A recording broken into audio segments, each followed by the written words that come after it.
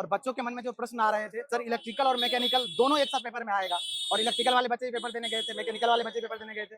बहुत सारे बच्चों से बात करने के बाद कंक्लूजन ये पहुंचा है, पेपर इजी टू मॉडरेट आ रहा है। अगर कोई इलेक्ट्रिकल वाला बच्चे से बात किया हो तो बच्चों ने ये बताया, सर इलेक्ट्रिकल वाला पार्ट बहुत आसान था, सारे बच्चों ने अच्छे से पेपर अटेंड करके भी आया है, बट उसको मैकेनिकल वाला पार्ट टफ लगा है। सेम सिचुएशन अगर कोई मैकेनिकल वाले बच्चों से बात करो, वही बोला है सर मैकेनिकल वाला पार्ट आसान था, वहाँ के जो क्वेश्चन थे वन लाइनर क्वेश्चन थे, आराम से बन गए सर, इवन टाइम भी बच गया सर। बट जो इलेक्ट्रिकल वाला पार्ट था उसमें चीजें समझ में नहीं आ रही थी। ओवरऑल ऐसे ही पेपर रहा है। आप प्रीवियस ईयर पे स्टिक रहिएगा, जो प्रीवियस ईयर क्वेश्चन का जो पैटर्न है उसी पैटर्न पे आ रहा है, जो सिलेबस असाइन किया गया है, लेवल ऑफ एग्जाम जो असाइन किया गया है वही पूछा जा रहा है। जो बच्चे ऐसे थे जिन्होंने पिछली बार एग्जाम को लिखा है तो उनका कहना है मैकेनिकल के क्वेश्चन लास्ट ईयर के कंपैरिजन में इजी देखने को मिले हैं। नो डाउट अगर आप मैकेनिकल के हो, इलेक्ट्रिकल आपने पढ़ा नहीं है तो आपको इलेक्ट्रिकल थोड़ा सा टफ लग सकता है, ठीक है, टफर साइड में लगेगा। रही इलेक्ट्रिकल के कोर की बात ना, इलेक्ट्रिकल के कोर वाले पार्ट में ज्यादातर स्पेशल मशीन के टॉपिक में स्पेशल मशीन से ज्यादातर क्वेश्चन आ रहा है, reluctance motor, split face motor या फिर और भी जो भी स्पेशल मशीन के टाइप हैं उससे ज्यादा क्वेश्चन आ रहा है।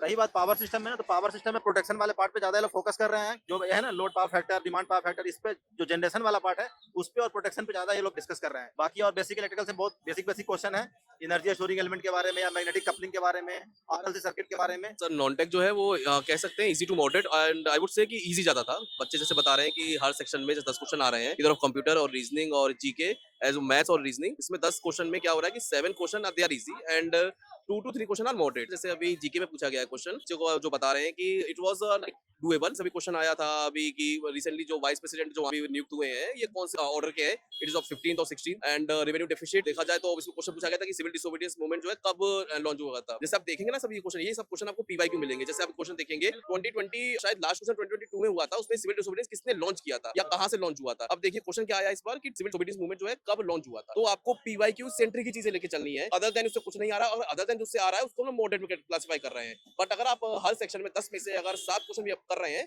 That is very good. आपको टेक्निकल पे आपकी कमांडो और नॉन टेक आप इतना कर रहे हो that is good, it is doable. तो मैकेनिकल के अंदर कुछ बच्चे ऐसे भी मिले जिन्होंने बोला प्रोटेक्शन ज्यादा देखने को मिला, और कुछ बच्चे ऐसे भी कि डिजाइन का पोर्शन बहुत ज्यादा देखने को मिला। थर्मल एफएम का जो पोर्शन है उसके लिए बच्चों ने नहीं बोला इतना ज्यादा नहीं है। अभी कुछ ये मिला जुला आ रहा है अभी मतलब पहले शिफ्ट हाँ पेपर जो है ना, मतलब जिस तरह का डीडीए का एग्जाम पैटर्न रहा है ना, ऑलमोस्ट उसी पे था पैटर्न पे। कुछ पार्ट थोड़ा सा कुछ क्वेश्चन अच्छा बनाएंगे कि कोई इस बार पेपर हो रहा है। जो बच्चे सिविल के हैं ना, स्पेशली सिविल के बच्चे इस सेशन को अगर देख रहे हैं तो आपके मन में चल रहा होगा सर नॉन टेक वाला पार्ट का कुछ तो बता दो आप। मैं भी सेशन को देख रहा हूँ, बिल्कुल पैनिक नहीं करना है।